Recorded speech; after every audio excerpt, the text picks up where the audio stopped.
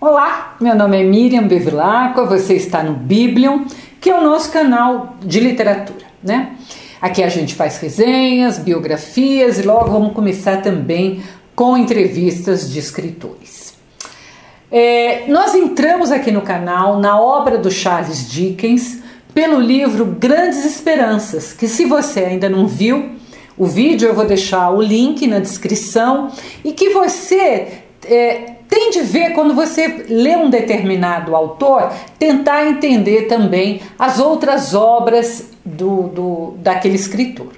Hoje nós vamos falar de David Copperfield, considerada a obra mais autobiográfica do Dickens. Então, fica comigo até o final do vídeo e eu lhe prometo que você vai entender ainda mais a importância do Dickens, não apenas na literatura inglesa, mas na literatura mundial, como ele influenciou inúmeros escritores. Primeiro vamos entender quem foi Charles Dickens. Dickens foi um autor do século XIX e justamente por ter uma sensibilidade, por conseguir escrever, trazer para sua escrita características humanas que são universais, né, com sentimentos que são atemporais, ele se tornou um escritor imortal. Não importa quanto tempo passe, o ser humano vai ter sempre sentimentos, seja aqui na África, na Europa, como amor, como tristeza, como raiva, né? Somos todos muito parecidos, né? São as marcas da humanidade. A família do Dickens não era rica, mas eles eram o que se podia chamar de uma classe média, eles eram remediados, tinham ali uma vida razoável. E isso foi na infância do Dickens, então ele conseguiu na infância ter uma boa educação, ele leu muito na infância. Só que o pai do Dickens era um gastador, né? Ele era um pouco sonhador, ele tinha sonhos de grandeza, de ser um grande homem. E o que ele fazia? Ele gastava mais do que as posses da família permitiam. E ele acaba então levando, eles eram vários filhos, levando a família à ruína. Aí os credores começam a ficar em cima e eles vão praticamente se esconder em um bairro pobre de Londres. Não podemos esquecer que era o começo da industrialização, né? Não tinha nenhuma lei trabalhista e o Dickens, com apenas 12 anos, ele vai trabalhar numa fábrica de graxa de sapato. E era o Dickens, com 12 anos, que sustentava a família. Anos mais tarde, o pai recebeu uma herança e essa herança vai melhorar muito a vida da família do Dickens. Mas por alguma razão que a gente não conhece, os biógrafos do Dickens não conhecem, a mãe do Dickens não permitiu que ele deixasse de trabalhar na fábrica, né? Talvez com medo do pai perder a herança e o Dickens ficar sem emprego.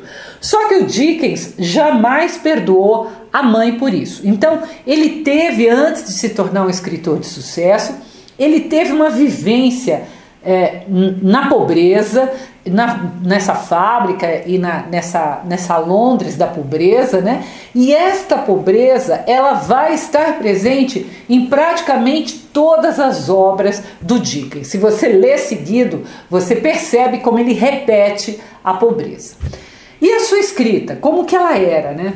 Naquela época, como aqui no Brasil também, né? Eram capítulos curtos, pois as histórias elas eram publicadas primeiro em jornal. O Dickens, isso é um grande mérito da narrativa dele, ele consegue misturar mistério, suspense, humor, né? Então a leitura do Dickens ela é muito leve, ela é muito um entretenimento, mesmo falando de coisas tão sérias, né? Coisas tão difíceis como a pobreza. Eu já contei aqui no canal, no vídeo de Memórias de um Sargento de Milícia, se você ainda não viu também vou deixar a descrição, que esse tipo de escrita em capítulos curtos que saíam nos jornais, essa escrita foi a precursora das novelas de rádio e televisão. o David Copperfield, ele lembra bastante também como o Memórias de um Sargento de Milícia. Bem, David Copperfield era o nome do personagem principal, que também vai ser o narrador. Então a narração é em primeira pessoa. Não vamos esquecer que é uma ferramenta, a narração em primeira pessoa é uma ferramenta importante que ajuda a criar uma maior intimidade, uma maior empatia do leitor com o personagem, né? Principalmente se a gente vai acompanhar esse personagem por um longo período da vida, como é o caso do David Copperfield, e se esse personagem vai passar por várias dificuldades. Então, o tempo todo, o sofrimento do narrador é passado para nós leitores, né? A gente vive o drama do personagem junto com ele. Se você perceber, o livro Grandes Esperanças também foi narrado em primeira pessoa, né? Então nós podemos dizer que é um recurso que o Dickens utiliza com certa frequência, né? E com bastante sucesso, tá? Então esta é uma marca do Dickens, né? Que eu coloquei aqui para você identificar. Nós vamos acompanhar a história do David Copperfield desde o nascimento.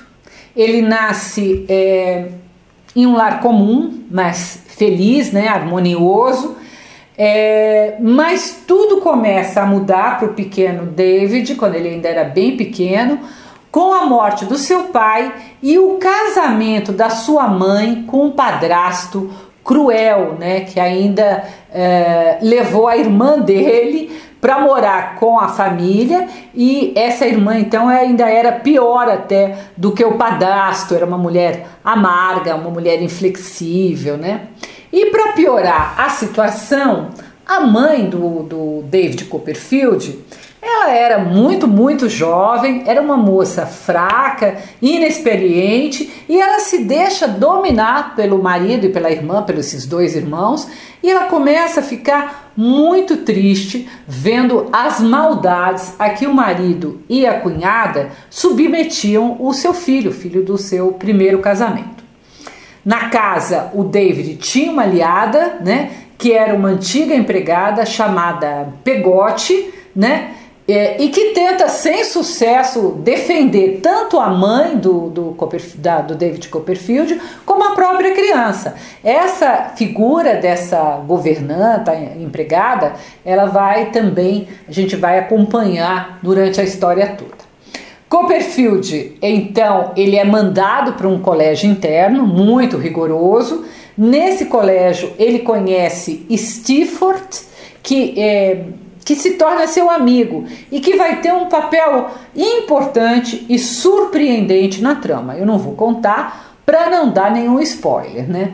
E quando o David estava no colégio interno, a sua mãe e seu irmãozinho, né, um bebê que era fruto do segundo casamento da mãe, eles morrem, os dois morrem, né? E o padrasto não quer nem saber mais do Copperfield. Ele quer se ver longe do Copperfield e ainda ficar com os bens que o pai do David havia lhe deixado, como a casa, uma pensão. Ele diz que não tem mais nada e que o David que vai cuidar da própria vida. E é aí que começa a saga do Copperfield, que mesmo sendo ainda uma criança pequena, o padrasto manda ele trabalhar nos seus armazéns de vinho que ele tinha lá em Londres. Não vamos nos esquecer, já disse isso quando eu falei do Dickens, que naquela época era comum não apenas as pessoas trabalharem 16 horas por dia, como também as crianças trabalharem. E como Dickens teve essa experiência, ele põe essa experiência também no seu personagem David Copperfield. Por isso que eu digo que ela tem muitos pontos autobiográficos. Já disse que não havia direito trabalhista, nenhuma preocupação se o trabalho era pesado ou não para uma criança, e uma criança pequena como era o David Copperfield. Mas o Copperfield não era uma criança qualquer, né? Ele era uma criança bastante esperta. Ele vai morar, arrumam para ele ali um quartinho na casa de uma família pobre, os Micawber, se não me engano, Micawber. E ele acaba se tornando amigo dessa família. Eu também disse que o livro é autobiográfico porque muitos estudiosos do Dickens acham que esse homem, esse chefe dessa família que o David vai morar, o tal do senhor Micawber, ele lembra muito o pai do Dickens. Ele também era um sonhador, ele também era um cara que gastava o dinheiro que a família não tinha, né? Estava sempre sem dinheiro, e a família tinha sempre que estar fugindo dos credores. Então esse é um ponto que também se aproxima muito da biografia do Dickens, né? Ele colocar ali um personagem parecido com o personagem do seu próprio pai. Bem, eu disse que o Copperfield era inteligente. Ele olhando ali a família que ele morava lá no quartinho, que era pobre, vendo o trabalho que ele estava fazendo ali naquele armazém, que ele tinha parado de estudar, ninguém queria mais pagar a escola para ele. O que ele faz? Ele fala, eu não vou ter futuro aqui. E ele lembra que o pai tinha uma irmã, a sua tia, que ele só tinha tido contato com essa tia no dia que ele nasceu. É uma cena muito curiosa, porque a tia queria uma sobrinha, para cuidar da sobrinha, para ser sua herdeira. Ela chega, na hora que ela vê que a mãe do David dá à luz a um menino, ela simplesmente vai embora e nunca mais aparece. Então, ele não teve contato com essa tia, mas, armando-se ali de coragem, a pé, porque ele não tinha dinheiro, ele vai andar não sei quanto para chegar na cidadezinha onde a tia morava. Eu não vou contar o resto da história, né? Só vou adiantar que ela vai seguir até a vida adulta do David Copperfield, né? Vai nos mostrar todos os percalços pelos quais ele passa, gente, em mais de 600 páginas. A narrativa do Dickens é sempre grande.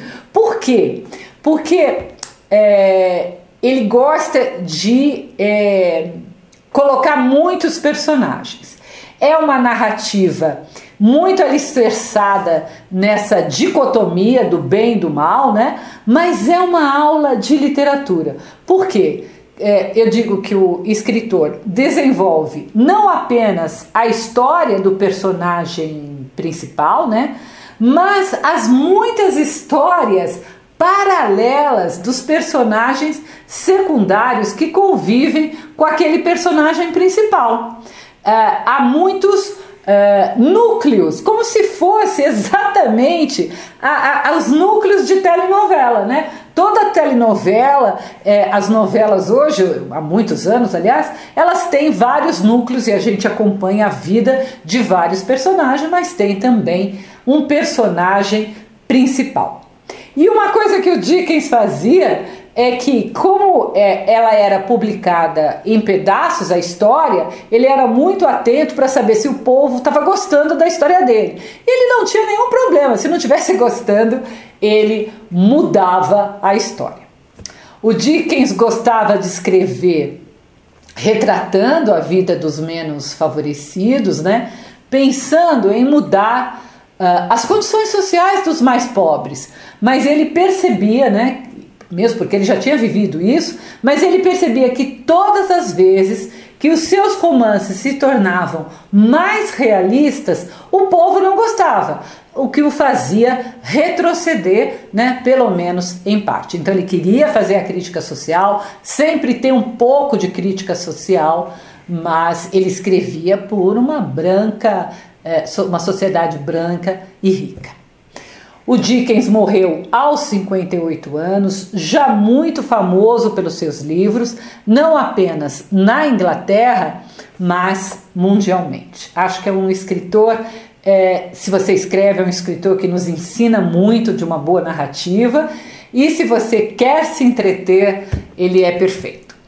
Se você quiser ler a resenha, ela está no meu site www.miriambevilacqua.com.br. Toda quinta-feira nós temos um encontro aqui com resenhas, aulas, biografias, né?